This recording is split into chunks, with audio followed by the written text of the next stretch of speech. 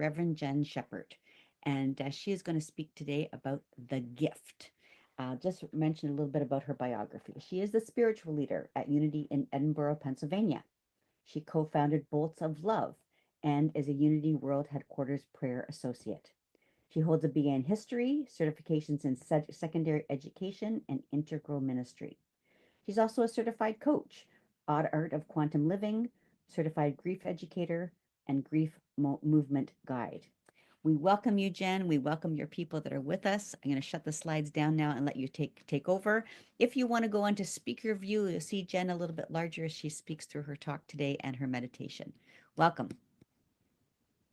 Hello. Everybody in here hear me all right? Perfect. So I don't know that I need to talk because everything I was going to say, you've already done. So it's just all taken care of. I like how that works.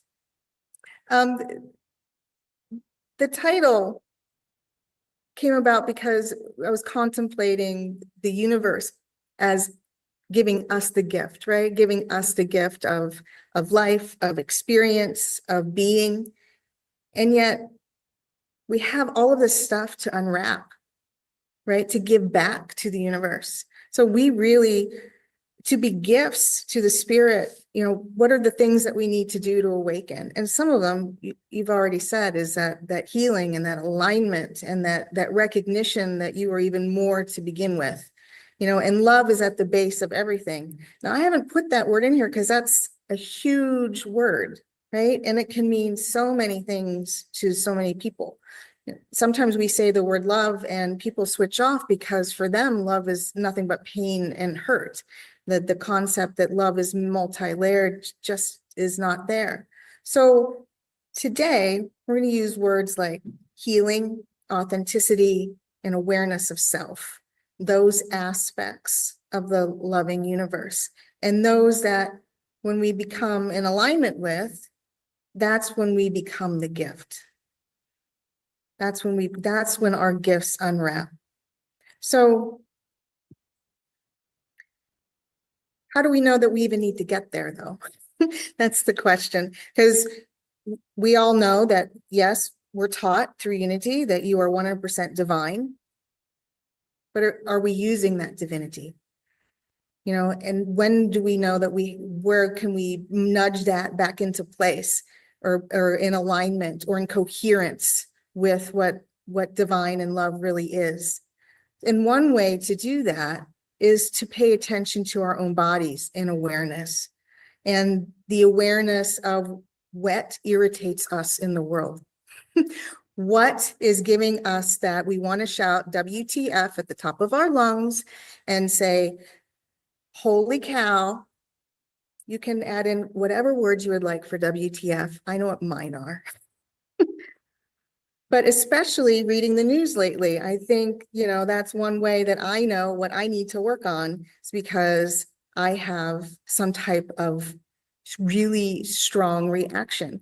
Now, the people that are sitting in front of me know that this past couple of weeks, there has been one thing after another in my life, through ice dams breaking through my roof, to cats missing, to windshields cracking, to it's just like on and on and on.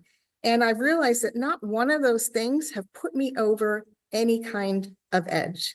It's life. I'm doing fine. It's just something we need to handle. Everything's still okay. Nothing's out to get me. It's just things that sometimes it comes in big waves instead of little trickles, and you deal with all the paperwork and the whatevers that's happening. But then you pick up the newspaper or you click on your app, and then that's when, I'm feeling it in my body. And what is that telling me about myself and where my alignment is and where I can unwrap a gift to be? So before I go any further, in true Unity fashion, I do have a little reading.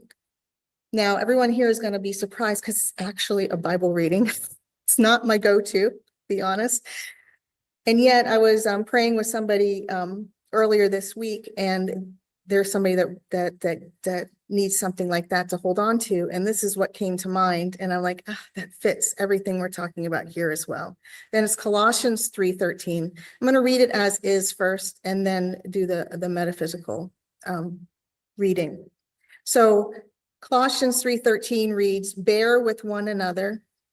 And if anyone has a complaint against another, forgive each other, just as God has forgiven you, so you also must forgive. So I rewrote that again in true unity fashion and came up with be patient and compassionate with each other. And when conflicts arise, let go of grievances. Just as the universe has embraced you with unconditional love and understanding, so too should you offer that same love and understanding to one another. Now remember, we are all connected by the same source, and in that compassion and forgiving, we heal not only ourselves, but also the unity of all.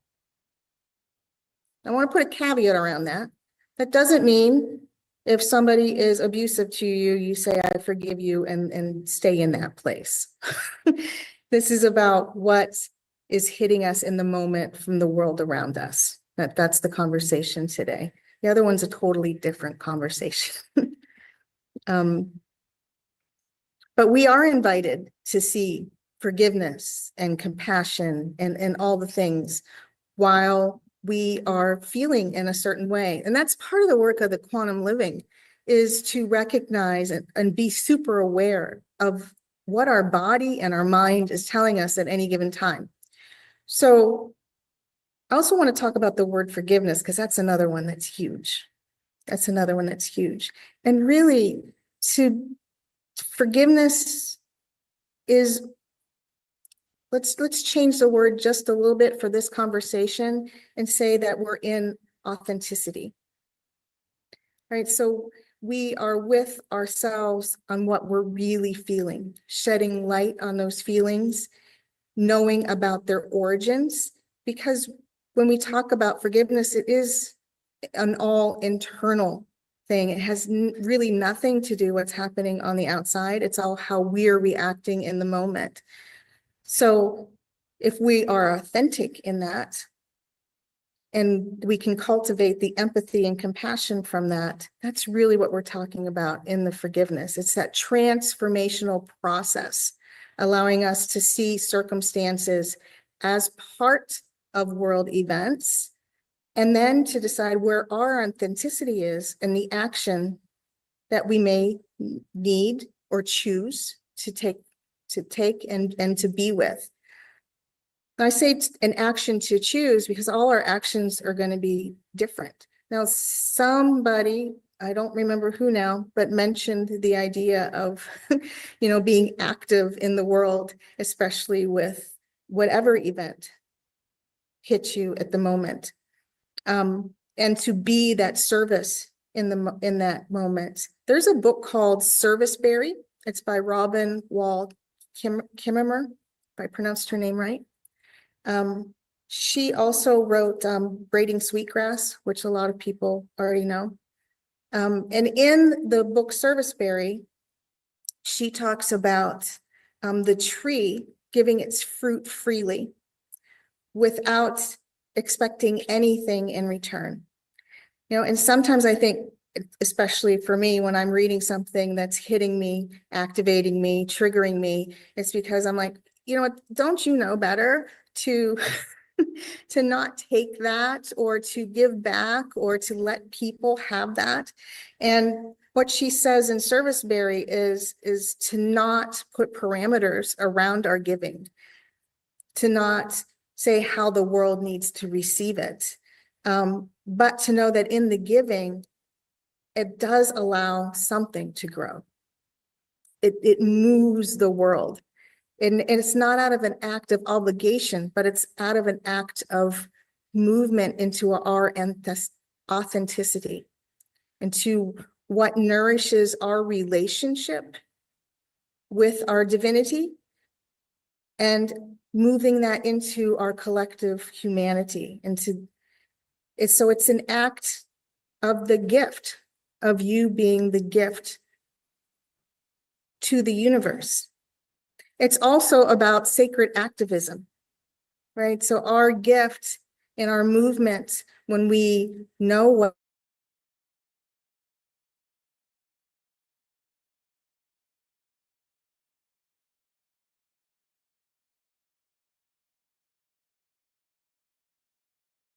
Is Jen frozen for everyone? Yeah. I don't know if you can hear us, Jen, you're frozen.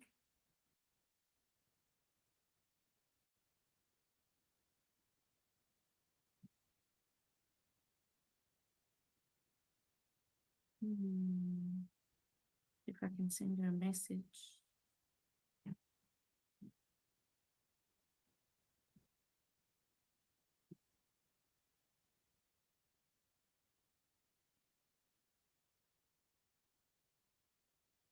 Oh, she's probably been kicked out and will come back in. So just give her a few minutes.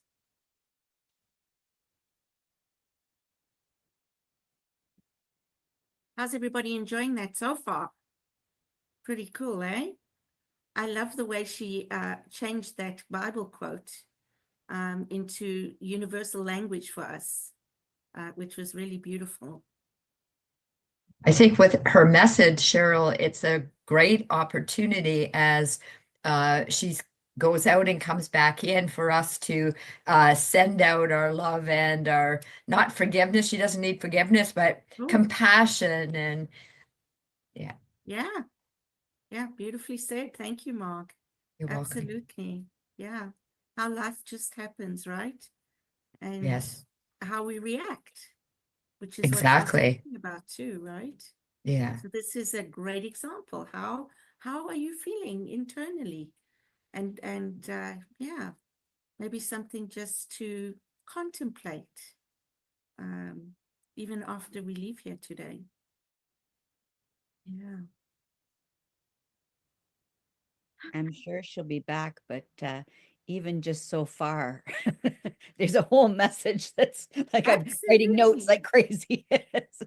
It's already that all the language that we love to have and be able to reflect on those things that we sometimes take personally or take as hardship or difficulty and say, wait a minute, it's how I react that matters. And she's already done a great job.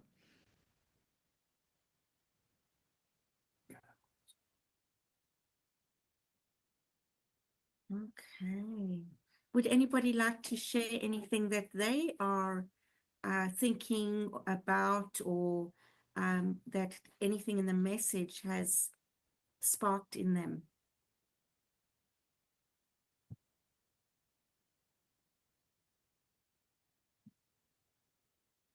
I'm processing Cheryl on without revealing the person, but somebody that is young and very near and dear to me, who is, I think, trying to exit out of an abusive relationship with her boyfriend.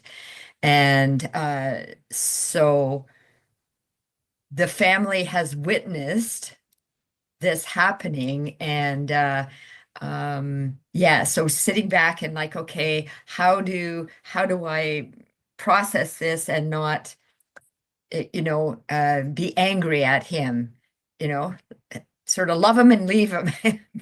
Bye now. Yeah, absolutely. Jen is back now. Oh, welcome back, Jen. Thank you for that little interlude, so we can just share a little bit of what we've got so far from your wonderful talk. Oh, excellent. I'm glad. Looking for the silver lining, right? Didn't I just say it's just, it comes in waves? It's all good. Absolutely. I'm not quite sure where I left off, so I'm just going to start talking and see if it makes sense. How about that? Sounds good. Perfect. Okay. The idea of authenticity is that alignment with our truth and our oneself at any given moment. And it's a recognizing in how we're relating to any situation. I don't know if you've seen the book A Hope for Cynics by Jamil Zaki. He talks a lot about being authentic and moving in empathy through the world. And he offers a psychological perspective and empathizes empathy, the ability to understand each other and to share with one another, and saying that it's not just a passive act, but that is also a choice. That's a choice we're making to be empathetic.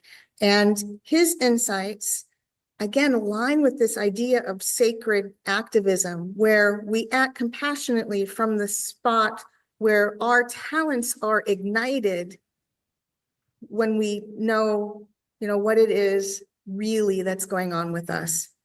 So for me, because I keep, talking about that, but just a tiny example from just this past, actually it's been building for a while, but the idea of banning any kind of book or banning words off of pages or any of that drives me bonkers. Well, I was an educator in a classroom for a lot of years, and the idea that to keep people ignorant just doesn't sit well with me. And to the point where many years ago, when my kids were very young, my dad, who did not align with me in the way that, that I feel, picked out history books to give to my children. And from his point of view, they were the best aspect of United States history that there was. Well, I have a history degree, and I'll just say who they were by. They were written by Rush Limbaugh, who did not write history at all. He wrote propaganda for children that my dad bought into. I still have to have compassion for that point of view. And I'm so against getting rid of books. I still have those books tucked away. Now that my boys are almost finished with high school, they will get those books. They weren't reading them at the time they got them because, the idea of understanding what was really going on there, they didn't have enough information. But to keep them from them totally is not within me. Even when I don't agree with it, it's still information. It's still, somebody else's perspective. And then they get to choose when they're old enough to understand how to choose that. Mhm. So reading all the other things about knowing that I did that, I kept books that I didn't agree with, and I'm still going to give them, and all these other books are flying off the shelves, drive me absolutely bonkers. So I've made ways to have book clubs here and ways to have things called a silent book club, where people bring whatever book they want and they can talk about it to each other. And there's even a shelf in our library downstairs that has nothing but banned books on it. And I try to expand that as much as possible. So that's my action forward in a way that doesn't tell anybody they can't think what they want to think, but also satisfies my alignment and my truth and the understanding that all the information is out there. But then layered with that is the idea for me to teach people that they need to have more than just one side of information. So, to explore the different perspectives and also explore how to find things like sources and all the things that I would have taught in the classroom, and critical thinking. And I think critical thinking is part of the component that we use to find what it is we're really upset about in ourselves. What is that? Well, for me, it was hitting my sense of self-worth, because what did I spend all this time learning and teaching if they're going to just destroy that and not let people have that? So was there something wrong with me? Was there something wrong with all those years that I did? And to sit with that and go, no, there's nothing wrong with that. And here's how I can bring that forward in a positive way. Bishop Booty demonstrated her bravery, standing in front of elected leaders, asking them to have mercy and empathy for all peoples, living within the borders of their elected, places, and saying, you're serving these people, please don't destroy them. And in her book, How to Learn to Be Brave, she talks about how that wasn't immediate for her, that she had years of bringing herself into alignment every time she got hit with something like what I got hit with, the banned book list. You know, she talks about all these instances over and over for herself that brought her to that point to just be brave in that alignment and to know right when it's happening and not to back away from it. And that's the authenticity. That's the forgiveness part, if you will. It's not forgiving the outside world. It's maybe forgiving ourselves for saying, I didn't feel worthy, so I'm not going to say anything, or I'm not strong enough, so I'm not going to do anything.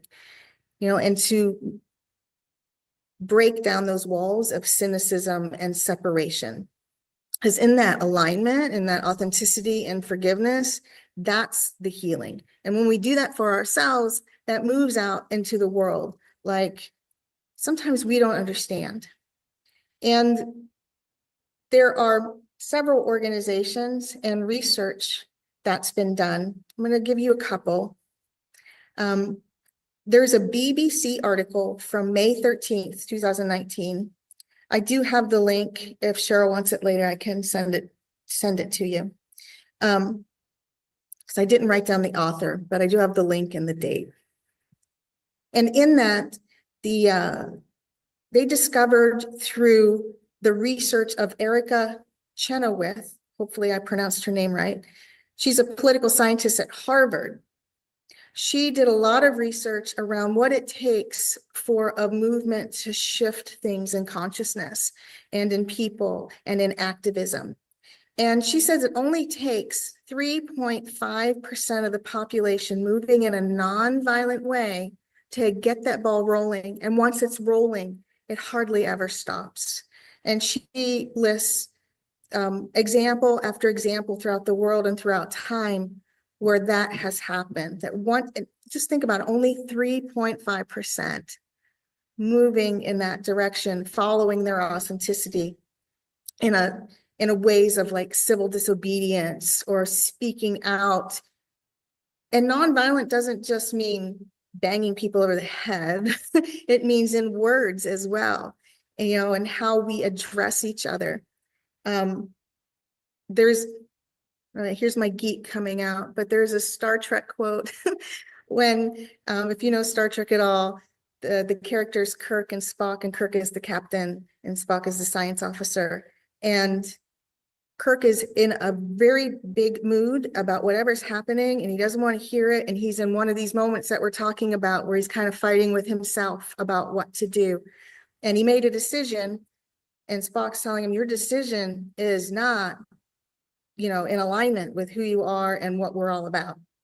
And he calls Spock a name. And in this very moment, I'm not going to remember what the name is, but the response from Spock was, if you're resorting to name calling, then there's some part of you that understands that I'm right and that you need to look at this. You know, and to think about that, because that's a form of outward violence that does not align with our integrity. And it shows, you know, maybe what's going haywire with us that we don't want to address in the moment.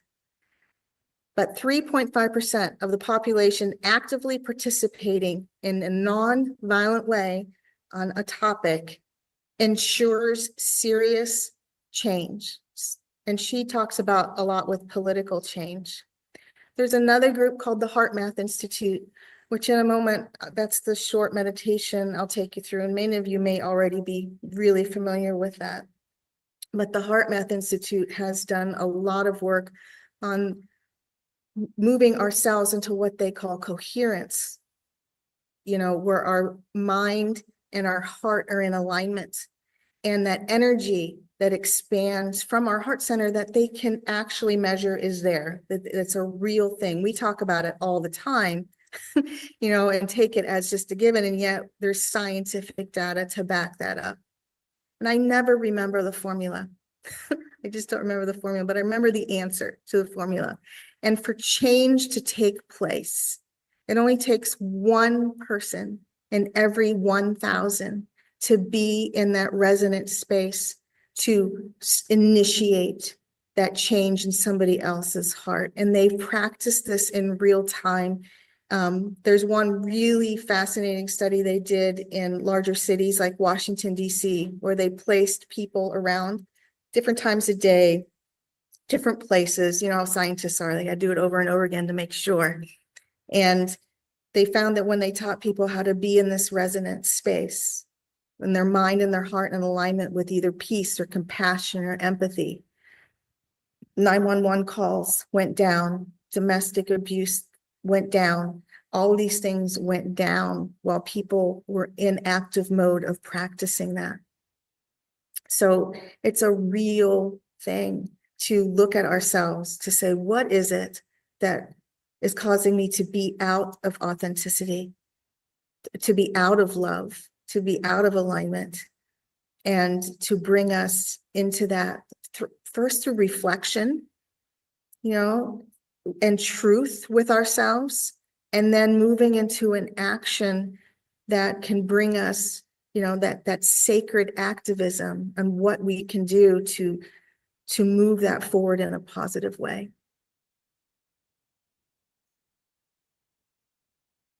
I'm not sure, since I haven't been here with you before, but do you move right into meditation, or do you have a break in between? Move right in. Okay. So if you, and this will just be short because I'd like to just give you a little bit of a hint on what's possible through the heart math is a really easy entryway to get started with feeling yourself. So if you just take a moment, first is maybe just inhale and bring your shoulders up to your ears, and then a nice exhale, big sigh out. And then if it feels right, you can go ahead and gently shutter your eyes. Allow yourself just to feel your body. Be aware of the sensations, how you feel against your chair, how your feet feel on the floor or in your shoes.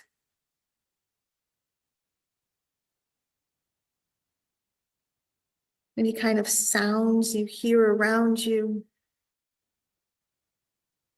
Any scents in your room. Even the temperature of the air on your skin.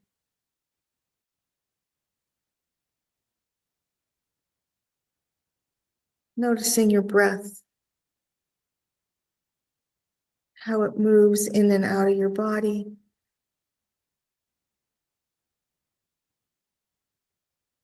The feel of it moving in and out of your nose. The rise and fall of your chest.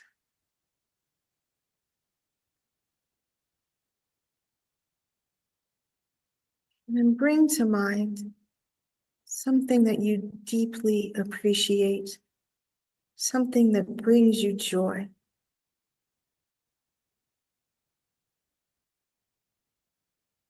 And then feel that image in your heart.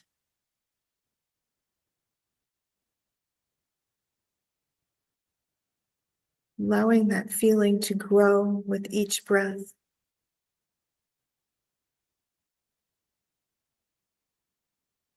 The appreciation and joy in the image you've chosen.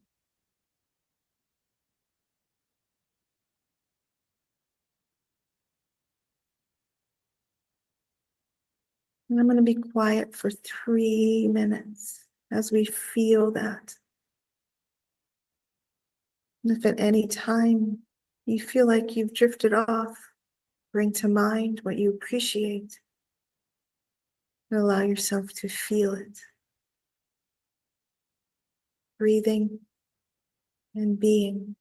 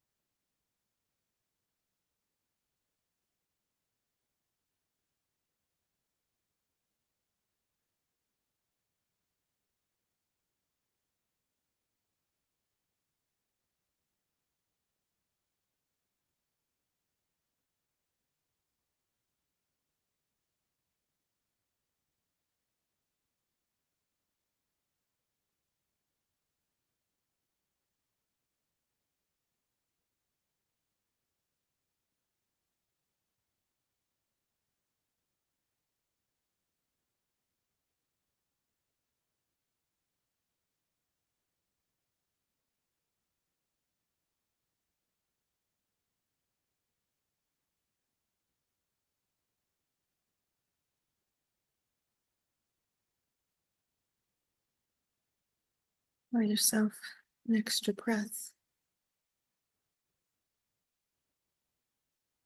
Feeling your body, offering gratitude for the experience and the awareness. Nice big inhale through the nose. Exhale, sigh. Just 3 minutes. 3 minutes. Eric Butterworth would call this moving into the silence. 3 minutes. 3 minutes, the HeartMath Institute has measured that we start to move into resonance in our bodies. Cortisol levels go down, dopamine levels go up after this 3-minute alignment. Silence in this way for 3 minutes starts to lead us into that awareness of self and our body. What part of us feels what when things aren't right in our world? What part of ourselves, our bodies, our minds, our spirits are reacting? When we engage, we practice, and we start to be authentic, our awareness heightens. We're able to sit in these 3 minutes for longer. We can move further. Because let's admit it, this was hard. 3 minutes, and it was still hard.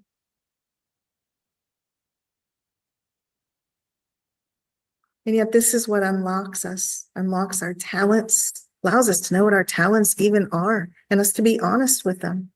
Maybe we have talents that we were told as youngsters weren't worthy of us to be used, or that they were silly, and we can find them again and move them into the world. We nourish others as we nourish ourselves. And it's exercises like this that help get us there. And we learn as we teach.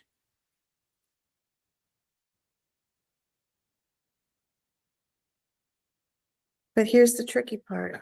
Living in truth means moving past any of our fears of showing who our authentic selves really are. We might not even be familiar with who that is in us. And yet, that's the gift the universe is waiting for. Thank you.